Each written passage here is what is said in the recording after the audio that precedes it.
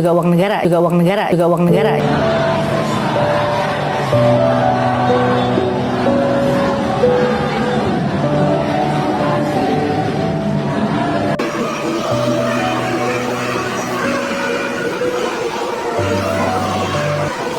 Ketegangan yang masih belum bisa kondusif di negeri yang santun dan penuh senyum ini semakin mengkhawatirkan. Korban yang sudah berjatuhan tak hanya dari kalangan aparat, rakyat, pejabat daerah yang turut jadi korban, menjadi kesedihan yang mendalam. Ini yang baru tercatat. Masih banyak korban lagi yang belum diidentifikasi, dan masih banyak orang tua yang tak kunjung lega saat menanti anaknya pulang ke rumah. Sampai kapan ini akan berakhir? Sampai kapan bumi pertiwi ini menangis? Kenapa harus parah ini? Ucapan itu banyak terucap dari warga dan kalangan yang merasa empati dengan kondisi ini. Kemarahan rakyat yang meluap tidak lepas dari ketidakpuasan. Mereka yang banner-banner dibuat terenganga, dan mereka banner-banner dianggap sebagai sampah yang tidak berguna. Oleh siapa?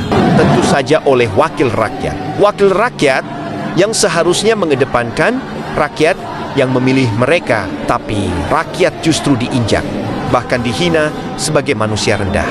Selain Sahroni, Eko, Uyah, sebenarnya masih banyak orang-orang yang duduk di DPR yang merendahkan rakyat kecil. Namun, apalah daya, rakyat punya keterbatasan. Dalam sebuah wawancara di stasiun TV swasta, seorang anggota DPR dari PDI Perjuangan dengan lantang merendahkan dan tidak mau disamakan dengan rakyat. Bahkan dengan kalimat yang pedas. Ini DPR sekian gajinya.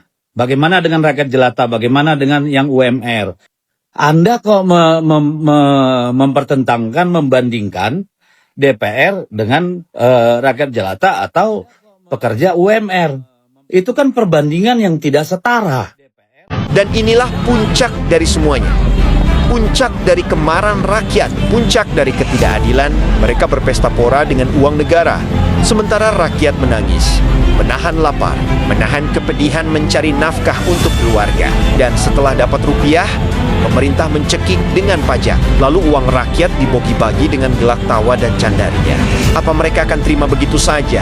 Sudah pasti tidak. Mereka menuntut DPR harus bertanggung jawab. Bahkan kalau perlu seruan pembubaran DPR terus bergaung.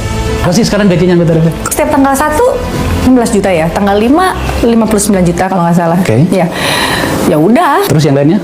Dana aspirasi. mungkin Dana aspirasi ya? Dana aspirasi itu memang wajib untuk kita, namanya juga uang negaranya, juga uang negaranya, juga uang negaranya, juga uang negara. Jadi Ya, memang berapa dana aspirasi kita itu setiap proses kita 450 juta.